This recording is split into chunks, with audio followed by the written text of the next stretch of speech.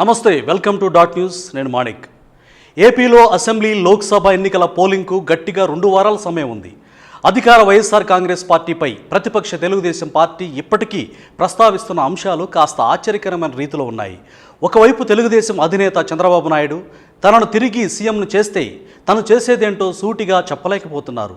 ఎంతసేపు జగన్ పెట్టిన పథకాలను కొనసాగిస్తారంటూ చంద్రబాబు నాయుడు చెబుతున్నారు తప్ప తన మార్కు పాలన తెస్తానంటూ చెప్పుకునే ధైర్యమే చంద్రబాబులో లేదు. నేను మీ అందరికి ఒకటి హామీ ఇస్తున్నా, ఏ సంక్షేమ కార్యక్రమాలు తీయను.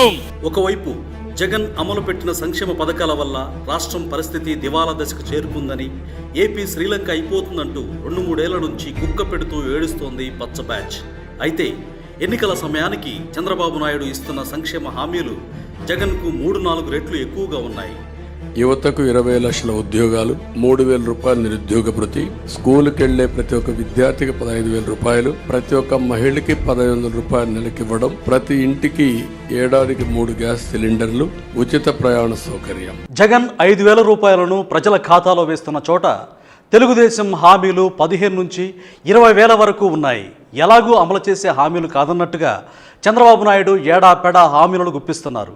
మరి జగన్ ఇస్తే రాష్ట్రం శ్రీలంక అయిపోతుందనే బ్యాచ్కు చంద్రబాబు ఇస్తున్న హామీల విషయంలో ఎలా స్పందించాలో కూడా అర్థం కావడం లేదు.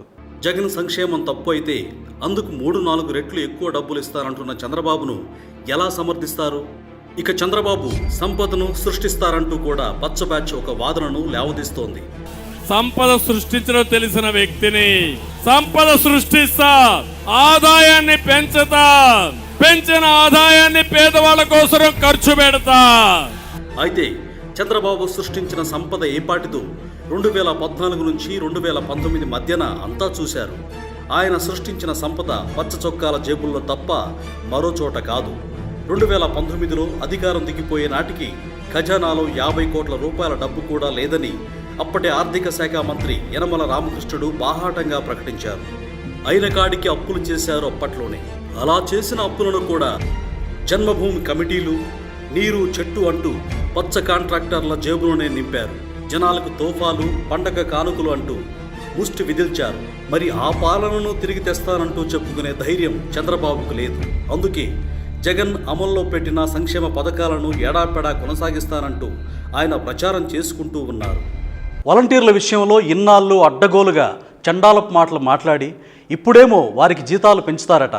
జన్మభూమి కమిటీలను తిరిగి తెస్తారంటూ చెప్పుకునే ధైర్యం లేదు. దీంతో జగన్ పెట్టిన వ్యవస్థను కొనసాగిస్తారంటూ చెప్పుకోవాల్సి వస్తోంది. ఇక భవిష్యత్తు గ్యారంటీ చంద్రబాబు నాయుడు కాంగ్రెస్ పథకాలను కాపీ కొట్టి ఏవేవో హామీలు ఇచ్చారు. అయితే చంద్రబాబు నాయుడు ఇచ్చే హామీలు గాలిమూటలనే సంగతి ఏపీ ప్రజలకు తెలియంది కాదు. ఇప్పటికే చంద్రబాబును వారు బాగా అర్థం చేసుకున్నారు. అందుకే గత ఎన్నికల్లో 23 సీట్లకు పరిమితం చేశారు. మీ ఉద్యోగాలు తీసేయం, వాలంటీర్ వ్యవస్థ కొనసాగిస్తామని మరొక్కసారి మీ అందరికీ హామీ ఇస్తున్నా. మీ ఉద్యోగాలు తీసేయం, వాలంటీర్ వ్యవస్థ కొనసాగిస్తామని మరొక్కసారి మీ అందరికీ హామీ ఇస్తున్నా. 5,000 కాదు, మీకు రాబోయే రోజుల్లో 10,000 రూపాయలు పారితోషికం ఇచ్చే బాధ్యత మాది. ఇప్పుడు చంద్రబాబు కొత్త గారడీలు చేసిన ఉపయోగం అయితే ఉండేలా లేదు. ఇక పొత్తులను పెట్టుకున్నాం, ఓట్లేయండి అని ఒకవైపు అడుక్కుంటున్నారు. ఆ పొత్తుల వల్ల లాభం కన్నా నష్టమే ఎక్కువగా ఉండేలా ఉంది. జనసేనతో పొత్తుతో ప్రయోజనం ఉండేలా లేదు. ఇక బీజేపీతో పొత్తు వల్ల భారీగా ఓట్లకు చిల్లు పడుతోంది. ఇలాంటి పరిస్థితుల్లో ఏతావాత తెలుగుదేశం పార్టీకి మిగిలిన అస్త్రం షర్మిల. షర్మిలకు జగన్ అన్యాయం చేసేశాడని, అందుకుగాను అతడిని మళ్లీ ఎన్నుకోకూడదంటూ తెలుగుదేశం పార్టీ బృందం వాదిస్తూ ఉంది. సోషల్ మీడియాలో చూసినా తెలుగుదేశం టీ కొట్టు వాదనలు అయినా షర్మిలే బ్రహ్మాస్త్రంగా మారింది. ఆమె సంగతి సరే, ఆమె మాట్లాడుతుంటేనే జనాలు నవ్వుకుంటూ ఉన్నారు.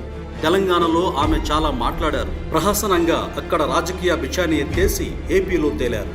షర్మిలకు జగన్ అన్యాయం చేశాడని, షర్మిల చీర రంగు గురించి జగన్ కామెంట్ చేశాడని, ఇలాంటి లేఖి వాదనతో చంద్రబాబు నాయకత్వంలోని తెలుగుదేశం స్పందిస్తూ ఉంది.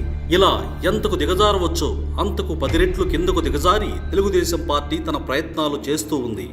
వాళ్ళ ఆస్తుల పంపకాలేంటి, వాళ్ళ మధ్య వీళ్ళు మాట్లాడుకోవడం ఏంటి నేను అడుగుతున్నా. మనం చూశాను, ఆవిడేదో పసుపు చీర కట్టుకునింది, అది కంప్లైంట్. ఆయన భార్య కూడా పసుపు గౌన్ వేసుకునింది. జగన్మోహన్ రెడ్డి భార్య పసుపు గౌన్ వేసుకుని అంటే ఆవిడ కూడా తెలుగుదేశం పార్టీయే. రేపు ఎల్లుండో ఆవిడ కూడా కట్టి. చెల్లెలు పట్టణం ఎవరన్నా చూస్తారా? రంగుల్ని ఏమన్నా అంటావా? పచ్చదనం గ్రీన్ కలర్ చెట్లు ఉంటే కూర్చోబెట్టి ద్వేషంతో మనం పచ్చని చెట్లను చూడటం మానేస్తావా? పసుపు రంగు చొక్కా వేసుకున్నారని చెప్పి బంతిపూలని దేవుడి మెడలో దేవుడికి విగ్రహానికి వేయడం మానేస్తావా? అరే ఎవరు ఏ బట్టలు వేసుకుంటే ఏంటి? ఇది దిగజారుడి వ్యక్తి. చూడండి, నా ఇంట్లో చంద్రబాబు గారి భార్య సతీమణి అన్నాడు, నా భార్యను అన్నాడు, నా వ్యక్తిగత జీవితాన్ని తిట్టాడు. ఈ రోజు అన్ని దిగజారిపోయి తనతో తోపుట్టిన చెల్లెలను తిడతా ఉన్నాడు. వివేకానంద రెడ్డి గారి చెల్లి ఆయన కూతురు గారిని తిడతా ఉన్నారు. వివేకానంద రెడ్డి హత్య కేసును గత ఎన్నికల సమయంలో కూడా టీడీపీ అయినకాడికి వాడుకుంది. వివేకను జగనే హత్య చేయించాడని, సానుభూతి కోసం ఆ పని చేయించాడంటూ అప్పుడు పోలింగ్కు నెల ముందు నుంచి తెలుగుదేశం పార్టీ వర్గాలు విపరీతంగా ప్రచారం చేసుకున్నాయి. ఆ నెల రోజులు అధికారాన్ని అడ్డం పెట్టుకుని ఆ కేసును భ్రష్టు పట్టించడంలో తెలుగుదేశం విజయవంతమైంది. అయితే అప్పుడు టీడీపీకి దక్కింది 23 సీట్లే. ఇప్పుడు తాము ఏం చేస్తామో ఏం చేయగలమో చెప్పుకోలేక జగన్ బాటనే అనుసరిస్తానంటూ చంద్రబాబు నాయుడు చెప్పుకుంటూ ఉండడంతో పచ్చ బ్యాచ్ పరువు పోతుంది. దాన్ని కవర్ చేసుకోవడానికి షర్మిలను నమ్ముకుని టీడీపీ పోలింగ్కు పక్షం రోజుల ముందు కూడా ఆమె జపం చేస్తోంది. ఇది తెలుగుదేశం పార్టీ దీనావస్థకు ప్రతీక. నేను మీ అందరికీ ఒకటి హామీ ఇస్తున్నా, ఏ సంక్షేమ కార్యక్రమాలు తీయను.